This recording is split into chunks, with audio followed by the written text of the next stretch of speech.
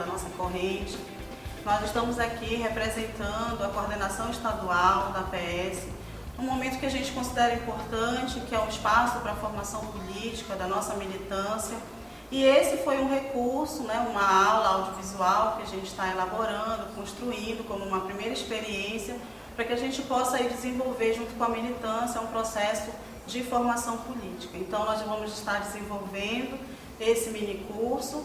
Eu particularmente vou tratar nesse momento da conjuntura nacional política do nosso país e também das nossas resoluções internas da corrente. O camarada Fernando vai...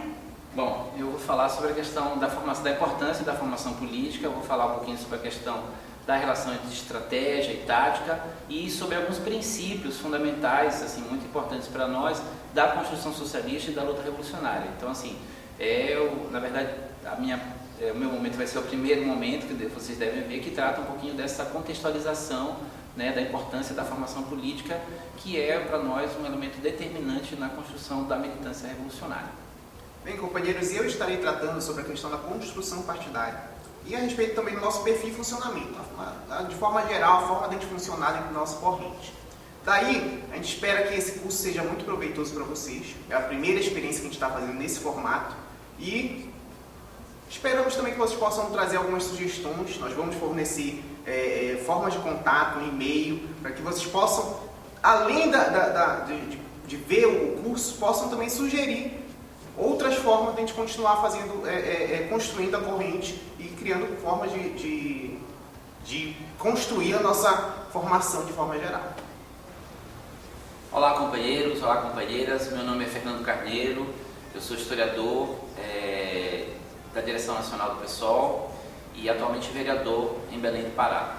Nós estamos aqui para fazer a apresentação do Curso Nacional de Formação Política da APS, Ação Popular Socialista, corrente interna do PSOL. Então a gente vai começar essa videoaula falando sobre a importância da formação política.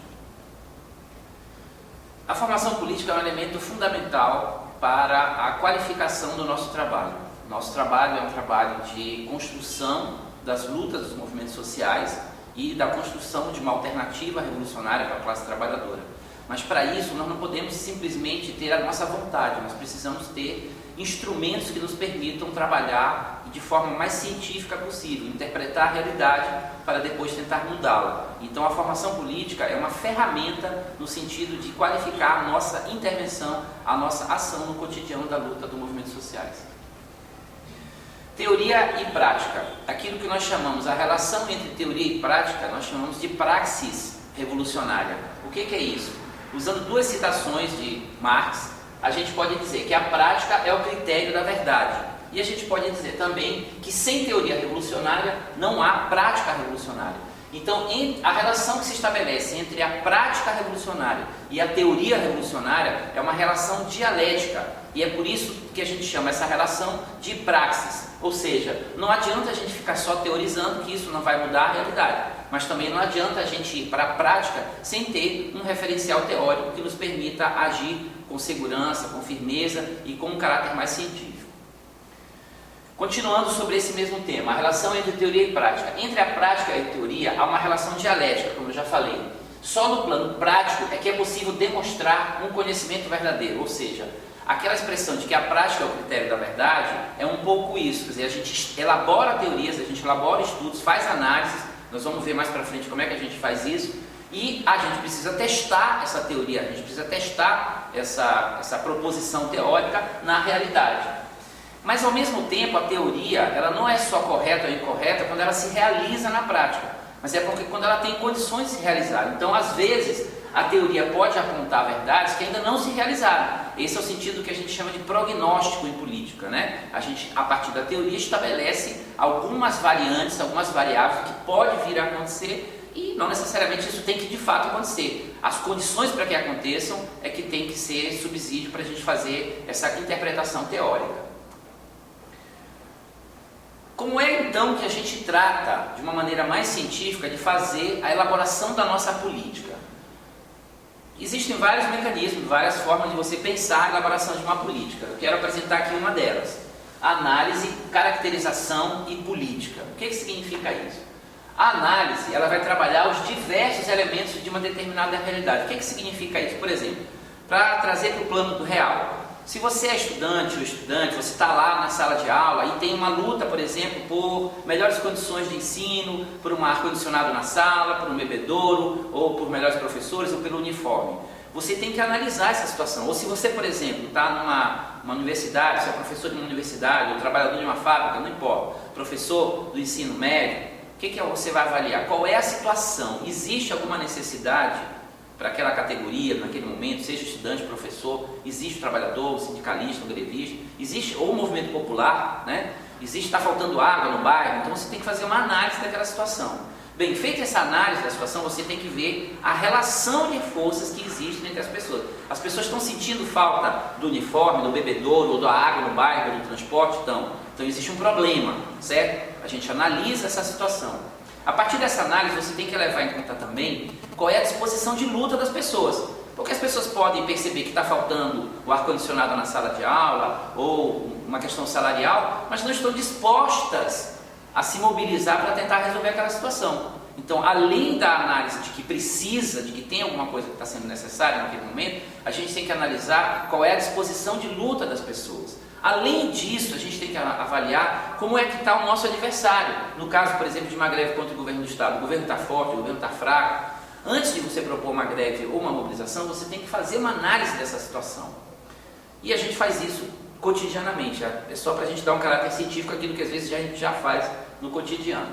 Partindo daí, a gente vai caracterizar. Olha, tem condições de sair uma greve, tem condições de sair um ato, tem condições de fazer uma mobilização, uma passeata. Por quê? Porque além do problema, há uma disposição de luta das pessoas. Então a gente vê aqui e analisa na caracterização as prováveis dinâmicas que isso pode ter. Olha, eu acho que a gente vai ter condições de deflagrar a greve porque a categoria está disposta a fazer a luta.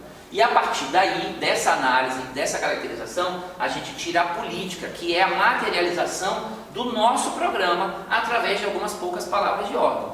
Então, isso aqui é importante a gente entender que quando a gente está fazendo a análise, ou a gente está fazendo a caracterização, nenhuma nem outra mudam a realidade. O que muda a realidade é a política, é o agir, é a ação. Então, por isso que a política ela não pode estar desconectada de uma análise e de uma caracterização. Se eu avaliar por um determinado momento que não tem condições de sair uma greve, eu não posso ir para a Assembleia e propor greve. Então a proposta da greve, ou de uma manifestação, ou de um ato público, ou de um abaixo-assinado, seja lá qual for a forma que se expresse, ela precisa estar assentada numa análise da realidade. A gente não pode ser aventureiro e lançar uma proposta que não tenha possibilidade nenhuma de ser efetivada na prática. Então, a rigor, quando a gente vai tirar uma política, a gente tem que fazer uma análise, uma caracterização da situação e só a partir daí a gente tira uma política que evidentemente está assentada, baseada no nosso programa político. Tá? Bom, a gente usa uma terminologia que às vezes a maioria das pessoas nem consegue identificar o que é a estratégia e tática. Esses são termos relativos, é bom que a gente diga, tá? Mas é bom a gente saber mais ou menos do que a gente está tratando.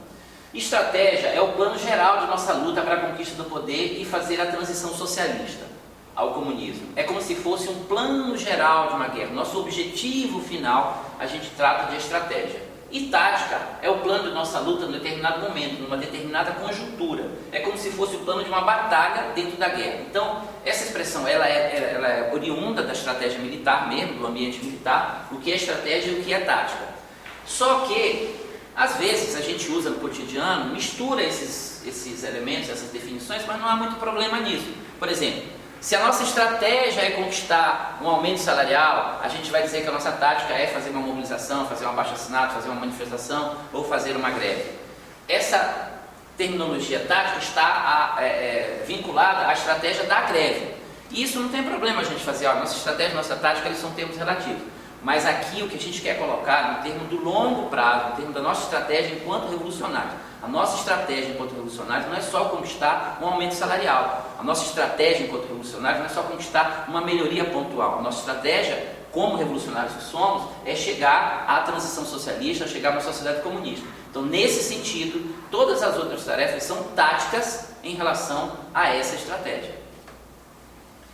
Bom, aí a gente tem outras categorias que a gente usa muito dentro da nossa atividade cotidiana, propaganda, agitação, propaganda. O que é a definição disso? Volto a dizer que isso são termos relativos, não adianta a gente absolutizar uma coisa. Mas a rigor, a gente pode chamar de propaganda a arte de explicar muitas ideias a poucas pessoas. E a agitação, a tarefa de explicar poucas ideias a muitas pessoas. Então, por exemplo, numa assembleia sindical, uma assembleia estudantil ou do movimento popular, o que a gente faz? A gente faz agitação. A gente está explicando para muitas pessoas algumas poucas ideias. Quando a gente está fazendo um curso de formação política como esse agora, nós estamos fazendo propaganda. Nós estamos explicando muitas ideias a um número mais restrito de pessoas. Então, propaganda e agitação são duas ações indispensáveis para qualquer atividade revolucionária. Mas, quando a gente vai tratar de lidar com muitas pessoas, nós estamos falando de agitação. Agora, nota, eu não estou falando de agitação de gritar, falar alto, essas coisas, não se trata disso. Se trata apenas da gente tentar explicar algumas poucas ideias para muitas pessoas. Então, propaganda e agitação tem essa distinção. Bom, intelectual orgânico e intelectual coletivo. O militante deve ser um intelectual orgânico. Isso é uma terminologia de um revolucionário italiano muito famoso, um pensador, que precisa ser melhor estudado, inclusive, chamado Antônio Gramsci. Ser dirigente das lutas, consciente de seu papel. Deve estudar, estar na luta, ser organizado e organizar o povo. Então, esse intelectual orgânico que o Gramsci fala, não é aquele cara que fica estudando dentro de uma sala, lendo um computador, lendo um livro, trabalhando, elaborando. O intelectual orgânico é aquele que estuda a realidade, aquele que se aprofunda nos estudos, na teoria, para identificar, para modificar essa realidade, mas ele age. Ele é um militante do movimento social, ele é um militante da causa, ele é um militante daqueles processos sociais cotidianos, seja no sindical, seja na juventude, seja no movimento popular. Que saiba construir um estreito vínculo entre os objetivos táticos, que a gente viu há pouco, e estratégicos da revolução, com uma linha de massas que promova a luta e a consciência de classe dos trabalhadores. Esse é um outro elemento importante da gente trabalhar a questão da consciência de classe dos trabalhadores. A gente luta sempre para elevar o nível de consciência da classe trabalhadora. E o militante deve ser um construtor do intelectual coletivo. Nesse caso, o intelectual orgânico é aquela pessoa individual, que é um militante, seja ele no movimento que for, social. Mas a gente tem que construir o nosso intelectual coletivo, que é a nossa corrente, o nosso partido. Então, a nossa atividade deve estar voltada sempre para construir também, além de um intelectual orgânico, o intelectual coletivo, que é a nossa corrente. Bom, agora vamos tratar de classe, vanguarda e direção. Classe é um conceito que a gente já domina um pouco mais, né? Classe é o grupo de pessoas que ocupa a mesma posição social em relação aos meios de produção. Na sociedade em que a gente vive, a sociedade capitalista, basicamente a gente tem a classe dos trabalhadores, que produzem, mas que não têm os meios de produção, e a burguesia, que é detentora dos meios de produção, entendendo aí fábricas, terras e tal. E a gente tem aquilo que a gente chama de pequena burguesia, que são os pequenos proprietários. Então, mas essa é uma definição que a gente já usa no cotidiano. O que é vanguarda? Essa definição que eu estou usando de vanguarda é que ela é um fenômeno, na maioria das vezes, transitório, temporário, que surge para dirigir uma ou mais lutas.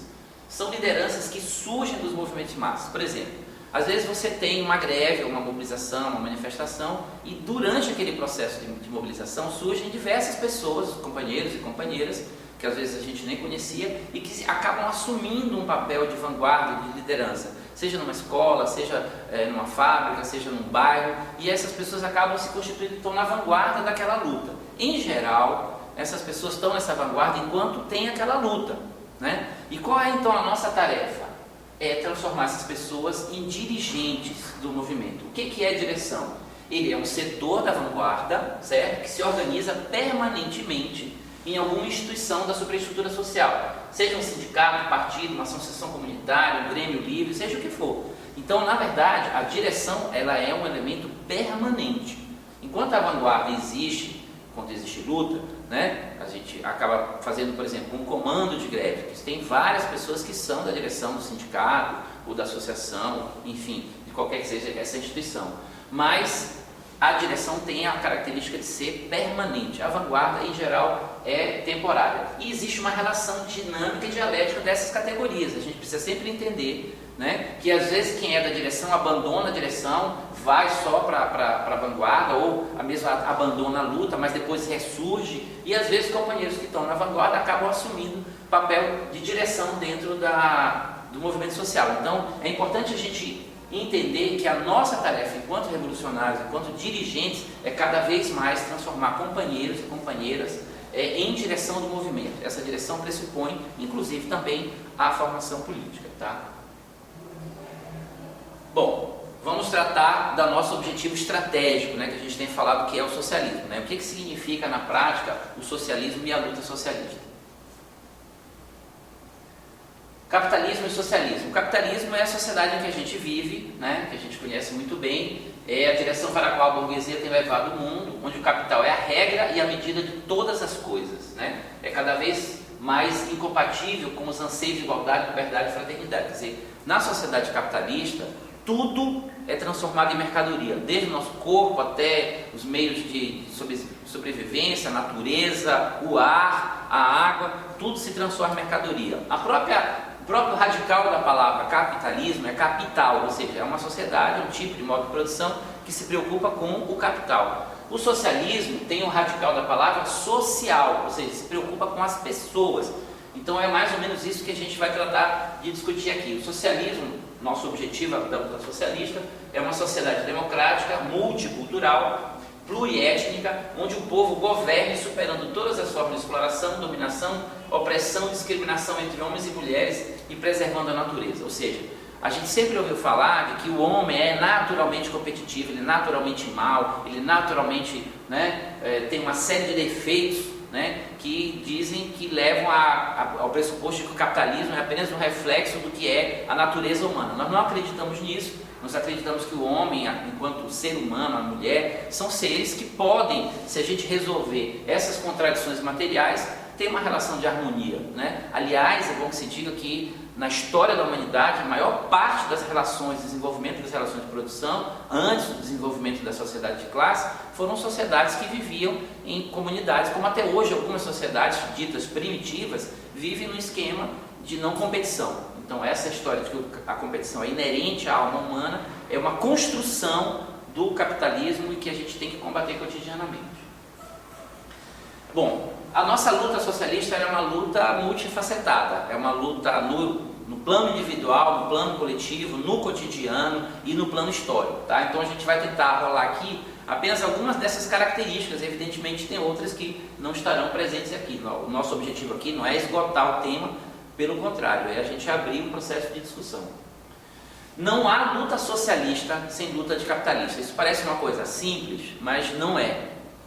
Toda luta que se pressupõe socialista, ela precisa combater a atual sociedade capitalista. E a gente precisa entender que muitas lutas, mesmo as mais simples, digamos assim, as pequenas lutas, elas podem ter um caráter educativo importante para mostrar para as pessoas que esse sistema capitalista está esgotado historicamente e que precisa ser substituído pelo socialismo. Nesse processo, a gente historicamente, também não vamos dar para esgotar esse tema aqui, mas historicamente a gente encontrou algumas desviações, né, desse caminho socialista. Duas delas, não são as únicas, a gente tem a social-democracia e o stalinismo, né, que ficou conhecido como socialismo real. Esses dois modelos, o primeiro tentava reformar, humanizar o capitalismo, e o outro achou que seria possível, né, construir uma experiência socialista sem respeitar os critérios e os princípios da liberdade, da democracia e do internacionalismo. Mais tarde a gente vai tratar disso também. Mas então, aqui é importante a gente perceber que na luta socialista existem muitas pessoas, isso que é importante, que se reivindicam socialistas, mas que na prática e na sua teoria, no seu princípio, na sua estratégia, acabam abandonando a luta socialista. Então não basta a pessoa se dizer socialista, como tem vários partidos que têm socialismo no nome, como o PSB, Partido Socialista Brasileiro, que já abandonaram, nunca tiveram na prática nenhuma concepção socialista, marxista, do jeito que a gente está tratando de colocar aqui. Então, não é porque se diz socialista que é socialista, né? Bom, a verdade é que esses dois modelos, tanto o social-democrata quanto o stalinismo, já historicamente estão falidos, né? E a gente precisa trabalhar nessa construção. Mas é forçoso a gente reconhecer que o fim do socialismo no leste europeu, na União Soviética, na Polônia, nesses países todos, acabou impactando, de certa maneira, a própria luta socialista, né? Então a gente aqui precisa ficar atento para não se deixar abater por aquele fim desse socialismo dito real, né? E pelo contrário, a gente permanecer e continuar na luta socialista. É aquilo que a gente diz aqui, que a utopia socialista está viva e é capaz de renovar-se e nortear as lutas emancipatórias do século XXI.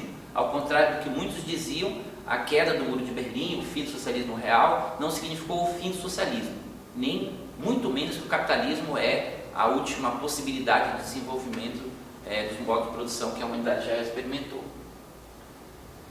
Mais alguns elementos da luta socialista, volto a dizer, nosso objetivo aqui não é esmiuçar cada um desses temas, mas é importante que a gente saiba que a gente precisa ter política de alternativa socialista, a gente precisa ter esses elementos econômicos da transição, ou seja, a gente precisa entender o que a gente, do ponto de vista econômico, está sugerindo para a superação do capitalismo, mas a gente precisa abranger também outras atividades, outros elementos, outras áreas do conhecimento humano, como a cultura, respeitar princípios éticos, né? Os princípios ambientais, porque o capitalismo está destruindo a natureza em função do lucro, e esse é um grande problema. Todo mundo na sua região, aí na sua cidade, pode ter exemplos, milhares disso, da água, desmatamento aqui na Amazônia, né? O exemplo que a gente tem aqui em Altamira, o que é isso senão a destruição dos nossos rios, da nossa floresta, para uma energia que nem é limpa, que é energia hídrica, e que a gente poderia ter outras formas de captação de energia, mas que não são usadas porque não interessa ao sistema capitalista.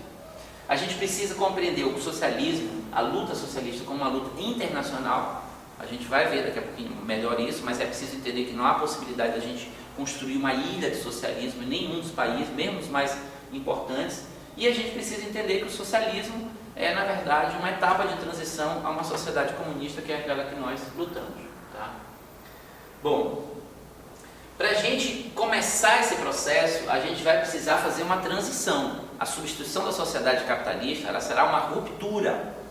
Não basta a gente fazer um curso de formação política, como a gente está fazendo com esse, e convencer os capitalistas que será melhor se eles abrirem mão da sociedade capitalista e iniciar um novo modo de produção socialista. Isso não acontecerá, porque os modos de sobrevivência da sociedade capitalista é justamente a exploração da classe trabalhadora.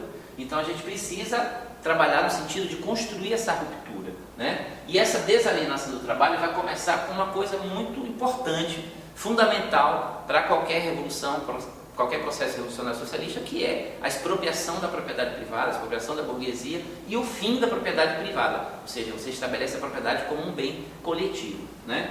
Estabelecer uma administração partilhada entre o Estado, os trabalhadores e a representação da sociedade civil, tornando-os como propriedade pública.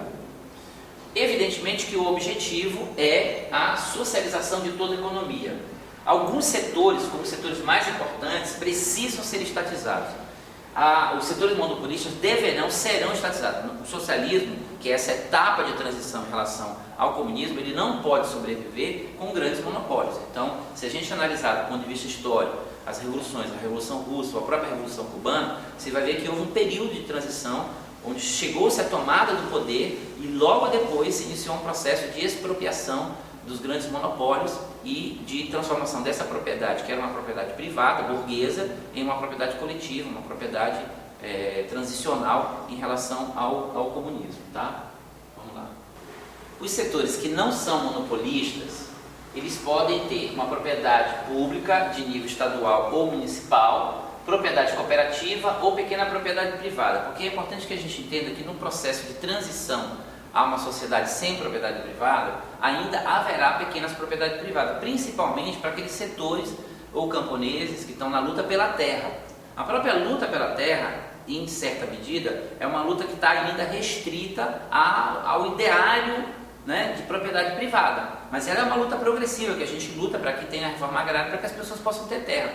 Mas no futuro comunista, talvez essa posse não seja da forma como ela é hoje, né, da pequena propriedade. Mas no processo de transição é progressivo que a gente exproprie os grandes latifúndios, por exemplo, né, e que a gente divida a terra em pequenos lotes de propriedade, inclusive pequena propriedade privada, dentro do processo de transição a uma sociedade comunista.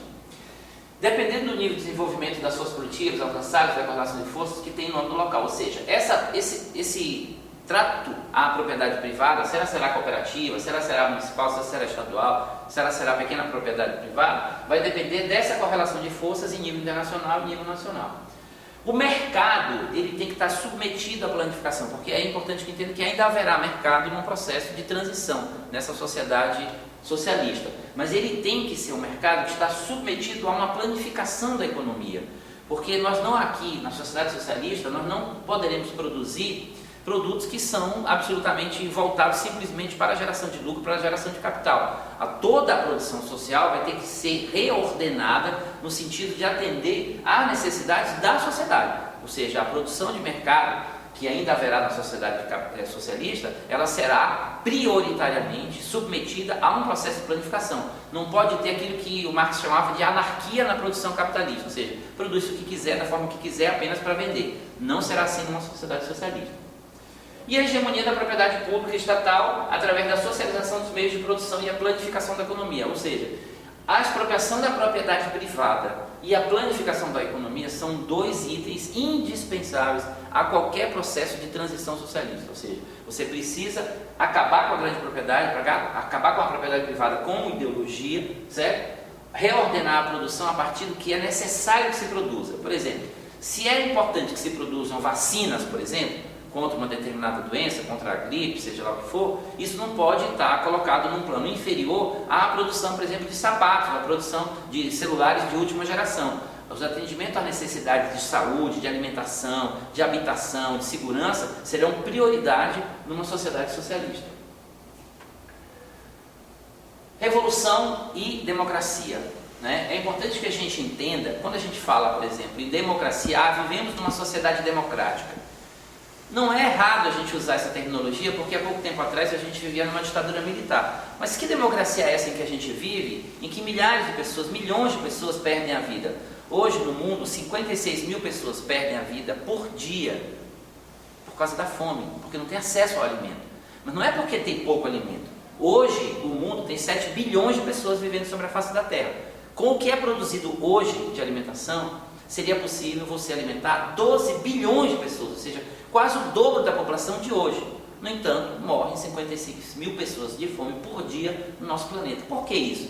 Ou seja, se não falta comida, por que tem gente morrendo de fome? Porque a produção não é socializada, ou seja, o capitalismo prefere que as pessoas morram de fome do que fazer a distribuição daquilo que é produzido. Então, essa concepção de democracia, ela é uma concepção muito relativa. Ela é uma democracia e uma liberdade para a classe dominante. Então, democracia tem sempre um conteúdo de classe. Hoje, ela é uma sociedade democrática para quem tem dinheiro. Para quem não tem dinheiro, ela não é uma sociedade democrática. Então, esse conceito de democracia como um conceito subordinado ou interligado a um conceito de classe é importante que a gente entenda.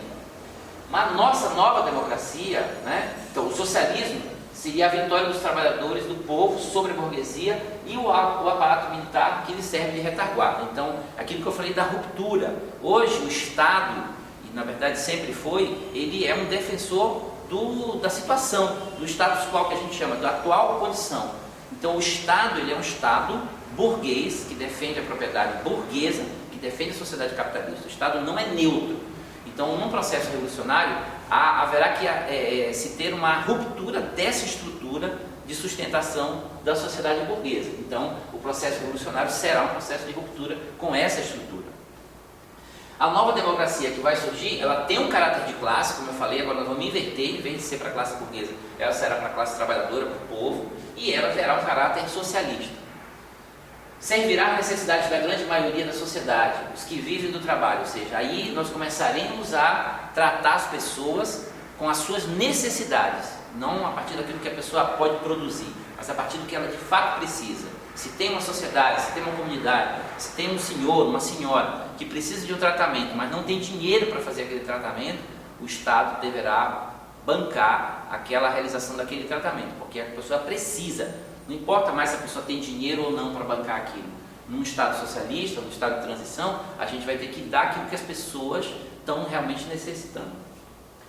Ela pode e deverá combinar uma forma direta de conselhos e representativa. Ainda nesse processo, a gente vai ter, por exemplo, se a gente analisar a Revolução Russa, você vai ver que ela é chamada de Revolução Soviética. O que é Soviet na palavra em russo? Soviet é um conselho. Então você tinha um conselho de donas de casa, o conselho de trabalhadores, o conselho do exército, o conselho por bairro, o conselho por cidades. Era uma forma de você garantir com que as pessoas tivessem a participação direta nas decisões da localidade ou do Estado em geral. Então a gente vai precisar democratizar essa estrutura de funcionamento. Provavelmente esse parlamento, como a gente existe hoje, ele não deve existir mais, porque ele é uma forma carcomida, corroída de representação. Na verdade, ele não representa. As pessoas estão cansadas de serem representadas, elas querem elas mesmas decidir. E a sociedade socialista, a sociedade de transição, deverá permitir esse processo de representação mais direta. Combinando aí, dependendo da situação, a gente não tem um modelo, um dogma, né? A gente não tem um molde de como vai funcionar, mas provavelmente a gente vai ter que combinar essas diversas formas de representação. E evidentemente aquilo que eu já falei, a sociedade socialista é uma sociedade em transição a uma sociedade comunista, que é o nosso objetivo final.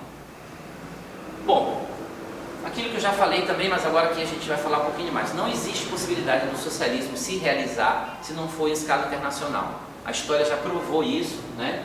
Que a construção do socialismo começa na arena nacional, no terreno nacional. A gente não pode abstrair a realidade, a gente tem que conhecer a nossa realidade, o nosso estado, a nossa cidade, o nosso país, e tem que propor coisas para aquela realidade cultural, histórica, de formação social. Tudo isso tem que ser levado em conta. Eu não posso importar o modelo chinês, o modelo cubano, o modelo russo para o processo revolucionário brasileiro. Eu tenho que partir da nossa realidade, mas ao mesmo tempo eu tenho que saber que o Brasil não se constituirá num país socialista se não for no âmbito de um processo internacional, de um processo mundial. Nós vivemos na União Soviética um exemplo absurdo disso, que foi aquela deturpação que eu falei há pouco do stalinismo, que achou que fechando as fronteiras da União Soviética, deixando o capitalismo para lá, poderia se construir o socialismo num só país, e a história demonstrou que isso foi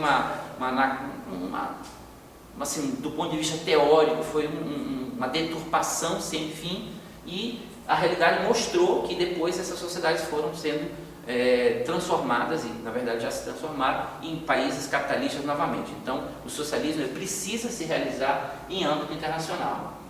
E aquilo que eu falei se dará considerando as raízes culturais, políticas e tradição de cada país, não pode ser importado, tá? Mas ele será e terá que ser, começar na arena nacional, mas terminar na arena internacional. Quais são as dimensões do socialismo? A gente já tratou um pouquinho disso aqui, mas só para a gente pensar. Ele não se limita a uma transição na economia e na política, ou seja, a transição de uma sociedade capitalista para uma sociedade socialista, ela precisa estar colocada em outros itens e outros aspectos tão importantes quanto o da questão econômica, né? Então a gente tem que resgatar os valores culturais que constituem cada povo, o combate à desigualdade, à discriminação, defesa dos direitos humanos, né? E todas essas temáticas que a gente está tratando aqui, que serão tratadas numa sociedade socialista, elas têm que ser tratadas desde já. Por isso não pode existir uma organização ou um partido que se diz socialista que não ataca a homofobia, que não ataca a discriminação de gênero, que não ataca a discriminação racial. Toda essa luta, ela está inserida numa luta anticapitalista, lembrando que a gente falou no início, que não existe socialista sem ser anticapitalista. Então, essas lutas, elas assumem uma conotação transversal à luta socialista, mas elas são essenciais. Por que eu estou fazendo questão de dizer isso? Porque aquelas pessoas que lutam contra o racismo, contra a homofobia, contra o machismo, que são parceiros nossos, precisam entender que enquanto perdurar a estrutura de funcionamento dessa sociedade capitalista, a gente não chegará ao fim do racismo, não chegará ao fim da homofobia, nem ao fim do machismo. Essas lutas, elas são todas interligadas a uma luta maior, que é a luta socialista. E ela tem que ser feita desde já. Essas batalhas que nós fazemos são desde já. A gente está falando aqui de duas medidas, né, que podem parecer simples. Eu estou falando da expropriação da burguesia, ou seja, o fim da propriedade privada, e da planificação da economia. Pode parecer que isso é uma coisa simples, mas vamos pensar juntos. O que aconteceu com a história, por exemplo, da Rússia, que à época de 1917, quando teve a Revolução, era o país mais atrasado da Europa. E alguns anos depois, do ponto de vista histórico, conseguiu se transformar na segunda maior potência mundial. Por que isso aconteceu? Vamos analisar a situação de Cuba, por exemplo, que era, na verdade, considerada como um prostíbulo dos Estados Unidos, o quintal dos Estados Unidos. Ela se transformou, depois do processo revolucionário, numa referência mundial ainda hoje, né, com todos os problemas que tem na área da educação, na área da saúde, na área da cultura e na área do esporte. O que possibilitou isso? O que possibilitou esse desenvolvimento terrível, fantástico das forças produtivas? Foi exatamente a liberação do jugo da propriedade privada e da anarquia da produção. Quando a gente planeja aquilo que vai ser produzido, obedecendo às necessidades da população, quando você permite que a apropriação daquilo que é produzido já socialmente, porque no capitalismo a produção ela é socializada. Não é o patrão que produz, é a classe trabalhadora. Só que o resultado dessa produção, que é o produto final, ele é apropriado pelo capitalista. Aquilo que é produzido socialmente é apropriado pelo capitalista. Quando você elimina com essa dicotomia, você consegue fazer com que a sociedade dê um desenvolvimento. Evidentemente, dentro das limitações de ser ainda um país, não em nível internacional, mas só isso já dá uma demonstração cabal de que o socialismo é capaz de resolver a maioria dos problemas da humanidade e que o capitalismo já se mostrou incapaz de resolver esses problemas. Então, uma das dimensões do socialismo é o impulso à nova tecnologia e às experimentações, porque o socialismo ele não eliminará o desenvolvimento tecnológico, pelo contrário, ele colocará o desenvolvimento tecnológico a serviço da maioria da população. Nunca, evidentemente, colocando o lucro acima da integridade, tanto da vida humana quanto da biodiversidade, porque o desenvolvimento na sociedade socialista, ao contrário do que é na sociedade capitalista, ela não pode se dar sacrificando a vida humana nem o meio ambiente. Defesa permanente do planeta, da vida, igualdade e apropriação dos recursos naturais. É necessário oportunizar formas de lazer, esporte, cultura e tecnologia de ponta a todos. Quer dizer, hoje a sociedade capitalista, mesmo na sociedade capitalista, alguns teóricos já dizem que você não precisa mais trabalhar 8 horas por dia, mas você trabalha por conta de aumentar a acumulação capitalista. Mas para resolver as necessidades humanas, você não precisaria trabalhar 8 horas. Numa sociedade socialista, em que você não vai estar atrelado ao lucro, à necessidade de produzir mais-valia, você pode usar o tempo livre, e vai usar, para desenvolver outras áreas do conhecimento da humanidade. Lazer, poesia, esporte, cultura, arte, enfim. Essas áreas de desenvolvimento que hoje são, digamos assim, privilégio de quem tem dinheiro. Tá? Bom, retomando aquilo que a gente falou, que o socialismo, então, a gente pode usar, às vezes a gente usa como sinônimo, socialismo e comunismo, mas quando a gente vai se debruçar sobre o estudo, como a gente está fazendo agora, é importante que a gente perceba que são coisas distintas. O comunismo, que a gente não teve condições de esmiuçar mais aqui, é uma sociedade sem classes, sem propriedade privada nenhuma dos meios de produção, mesmo aquelas propriedades pequenas, sem qualquer discriminação, sem dominação e sem o Estado. Mas no socialismo ainda existe, nesse período de transição, o Estado, o mercado, a pequena propriedade, como a gente já viu. Então, na verdade, o socialismo ele é uma transição, ele é um momento de transição até uma sociedade comunista que a gente ainda não viveu em nenhum país do mundo uma experiência comunista. O que a gente viveu foram experiências transitórias em direção ao comunismo, mas que a maioria delas já retrocedeu, infelizmente, por uma série de outros fatores que a gente depois vai ter que debater em outro tema específico, mas o fato é que retrocederam para sociedades capitalistas. Tá? Bom, falando do Brasil, entrando já na reta final da nossa parte aqui, uma estratégia de luta pelo socialismo no Brasil. Vamos lá. Bom, o Brasil é um país capitalista, um Estado burguês, uma sociedade complexa.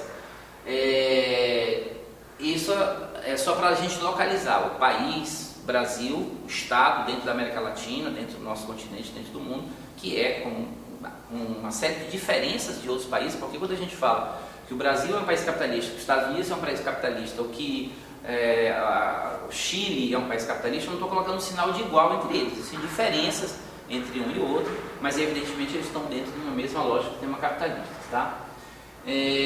Aquilo a gente já falou, quer dizer, que a gente precisa analisar a conjuntura como um todo. Se você, por exemplo, só para dar um pequeno exemplo, o Brasil em 1964 teve um golpe militar, que na verdade foi uma reação política e econômica de um setor da burguesia a um possível desenvolvimento alternativo, menos concentrador, menos monopolista.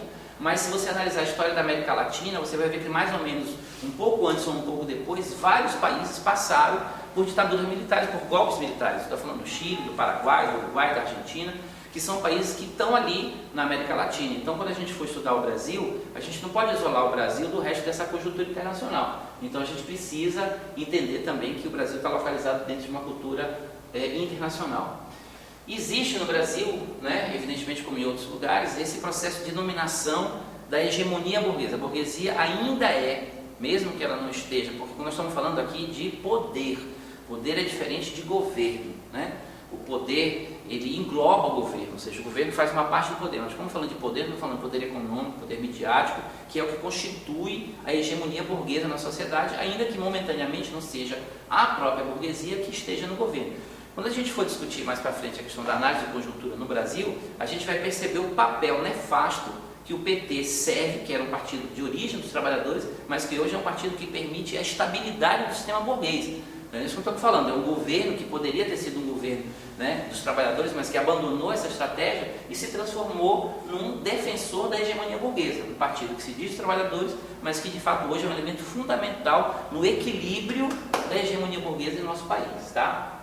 Bom, existem dois aqui conceitos que a gente também não vai poder explicar muito aqui, que é o conceito de acúmulo de forças prolongadas, ou seja, de somatório, de acúmulo de forças em relação à Revolução Socialista. Quer dizer, a gente tem que entender o processo da luta de classes como um acúmulo de forças prolongado, e a questão da guerra de movimento e guerra de posição, que é um outro conceito importante para a gente ver, que a nossa guerra é uma guerra total contra o sistema capitalista. Ela pode ser feita de assalto ao poder, de ruptura revolucionária, ou de acúmulo nas pequenas frentes que a gente está militando. Esse é um tema que a gente vai precisar depois ver com mais cautela, mas só para a gente saber que faz parte da nossa estratégia de luta no Brasil, fazer de cada pequena luta um acúmulo para a luta socialista, ou seja, não dissociar o meu objetivo estratégico, que é a Revolução Socialista, de nenhuma das lutas. Eu não posso entender que a luta por água no bairro, por luz no bairro, ou por eleições diretas para diretor, ou por alguma questão particular da escola, está desvinculada dessa luta. Eu não posso achar que o meu objetivo final, estratégico, lembrando que a gente já falou antes, é apenas aquela luta em particular. Nosso objetivo estratégico é a luta socialista, a luta pela ruptura revolucionária, é a luta pela instalação de uma sociedade socialista. Nesse sentido, cada pequena luta tem que servir de acúmulo em relação a essa luta maior, a esse processo revolucionário. Bom, o socialismo como luta de massas, ou seja, o socialismo ele não será a construção de um pequeno grupo de pessoas. A gente precisa fazer com que as massas caminhem em direção a isso. Evidentemente, nós não estamos aqui tratando de que as massas vão ter uma consciência científica, essa consciência que a gente está tratando. O que as massas precisam ter é a consciência de que o sistema capitalista está falido, de que a alternativa é mudar para um outro sistema socialista e de que a gente precisa processar, operar essa ruptura. Essa é a consciência que vai levar e que já levou, historicamente já foi demonstrado, a processo de ruptura. Então o socialismo ele não é uma construção de um grupo de pessoas, nem de um grupo iluminado de teóricos, ele é uma construção coletiva das massas trabalhadoras. A gente vai ter que tratar as reformas e a democracia, né, como um elemento de construção dessa revolução. A luta, as várias lutas, depois quando a gente for discutir conjuntura, a gente vai ver a luta por terra, a reforma agrária, fazem parte da luta pelo socialismo, aquilo que alguns chamam de que uma luta, mesmo uma luta pequena, ela pode se transformar numa luta que chegue à ruptura revolucionária. Se a gente analisar a história da Revolução Russa, por exemplo, você vai perceber que o slogan, as palavras de ordem, né, a consigna, qualquer que seja a expressão que a gente queira dizer da Revolução Russa, ela começou com pão, paz e terra. Todas essas conquistas que outros países capitalistas já tinham conseguido. Alguns países capitalistas não estavam em guerra, alguns países capitalistas já tinham feito a reforma agrária e alguns países capitalistas já tinham resolvido o problema, né, de nem tanta gente passando tanta fome como era na Rússia. Então, a rigor, uma palavra de ordem como pão, paz e terra, ela poderia ser uma palavra de ordem restrita ao campo da democracia. Mas o processo real da luta de classes fez com que essas palavras de ordem, porque a burguesia russa e o feudalismo russo, os czares, não tinham condições de fornecer nem pão, nem paz, nem terra.